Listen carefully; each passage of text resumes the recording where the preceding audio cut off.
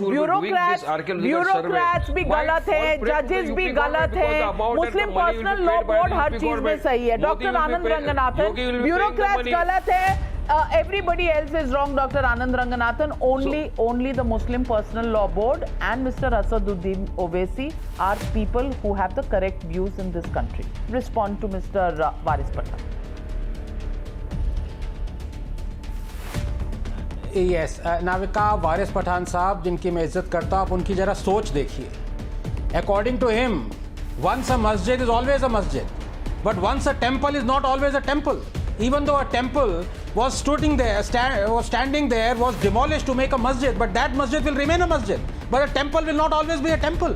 I'll tell you, Navika, please give me a couple of minutes. It's very important. We have to deal with this whole scene philosophically. Nations weaken not because of their past, but rather by how they are taught it. For 70 years, we have been taught to celebrate Gyan Vyapi Mosque as a monument to some Hindu-Muslim unity and not as what it really is, a cruel historical injustice.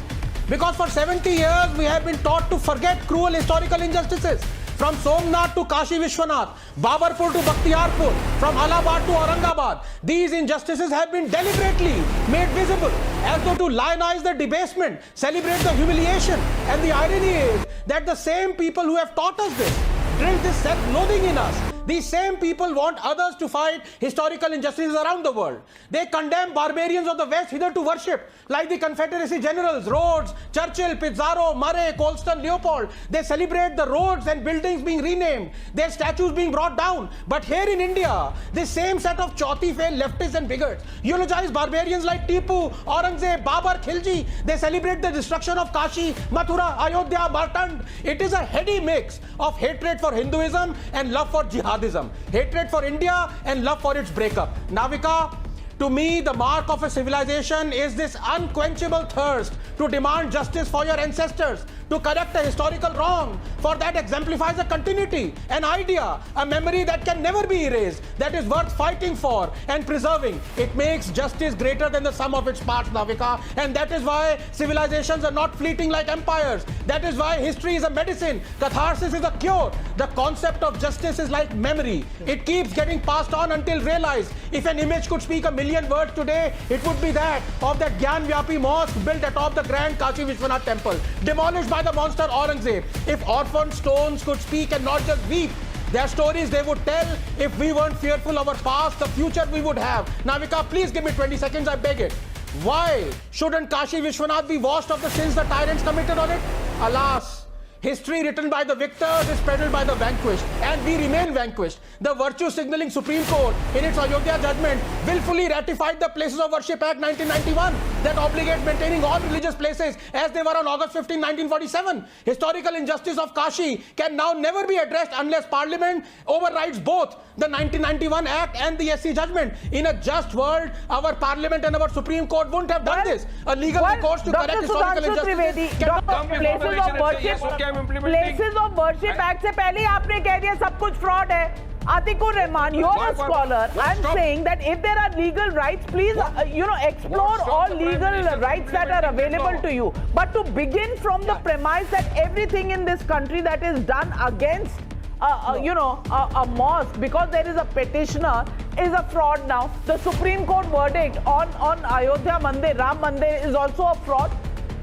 No, Navika ji, I congratulate Dr. Anand for, waking up from his deep slumber for his ancestors, Now, after so many years of what he was doing since 1991, I do not understand. I would like to mention my name. I didn't interrupt you. You are a panelist. That's why I have a right to quote you. I have a right to quote you. Do not take my name. Did I take your name? Did I take your name? Did I mention you? I was asked a question and I answered it. Why are you addressing me? Please address Navika. Navika, this is unacceptable. Gentlemen, I'm just running out of time. This is the issue.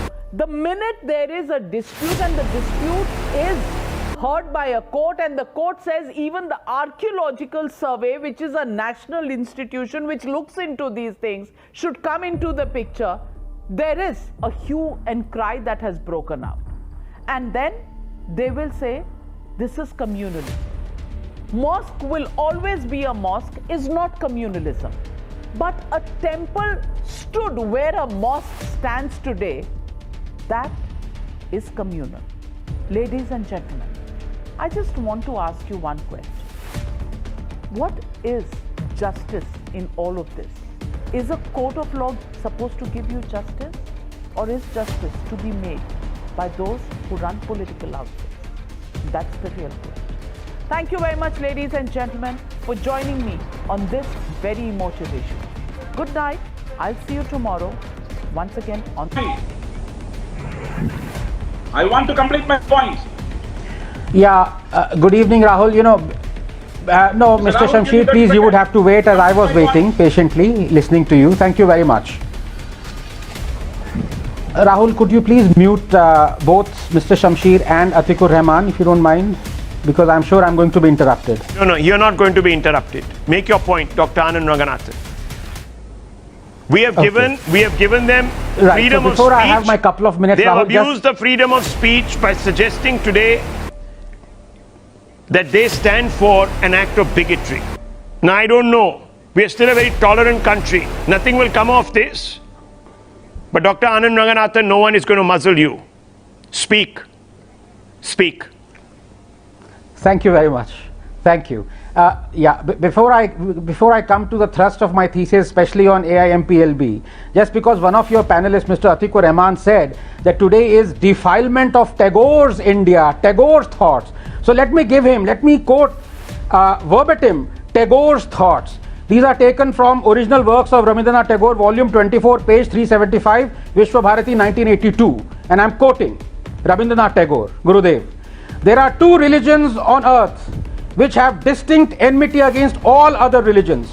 These two are Christianity and Islam. They are not just satisfied with observing their own religions, but are determined to destroy all other religions. This is what Tagore said. Now let me come to these bigoted, homophobic, misogynist, supremacist organizations like AIMPLB, proud of the fact that the Byzantine Sophia Church was demolished and a mosque built over it. Look at the irony. But they don't believe in man-made laws or in justice meted out by mortals. They are out to prove Dr. Ambedkar's words correct, and I quote him: Islam can never allow a true Muslim to adopt India as his motherland and regard a Hindu as his kith and kin, unquote. So let me remind them today, especially today, Rahul, that their Hindu kith and kin waited half a millennium, and even then they, 1 billion strong, left it to 5 to decide the fate of their demand.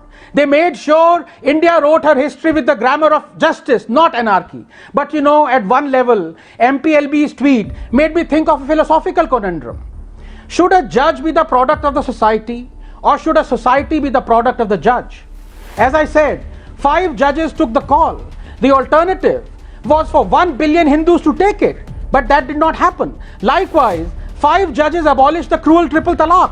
The society would never have allowed it. But a year later we find there has been an 82% reduction in triple talaqs. So the society has been reformed by the virtue of it being the product of the judge. Same with decriminalizing abortion, homosexuality, and so many taboos that plague our society, shackled by religious commandments. Please give me 30 seconds. I condemned the raising of Babri Masjid. It was against the law, an attempt to write India's history with the grammar of anarchy, not justice. But here's the thing, the MPLB and the left that want us to fight historical injustices, that are celebrating the statues being illegally brought down of tyrants like Rhodes, Churchill, Pizarro, Murray, Leopold. These same guys condemned the raising of Babri Masjid as well. Why? Because tyrants who murder Hindus or destroy their temples are not tyrants but heroes. They don't care about legality or illegality. They only care about hating Hindus. And so I ask them finally, Rahul, by their logic, won't they hail a judicial verdict upholding the legal sanctity of a Shiva temple built over the holiest of Islamic shrines despite scientific evidence that the latter was demolished? That's the $1 million question. Viewers, that's the $1 million question. We've lost Anand Ranganathan. But it is very important today to ponder the motives of this stealth-style lobby of so-called secular leftists. What are they actually trying to do? Where are they coming from? I don't want to get bogged down in a war of words. Let's leave the final words really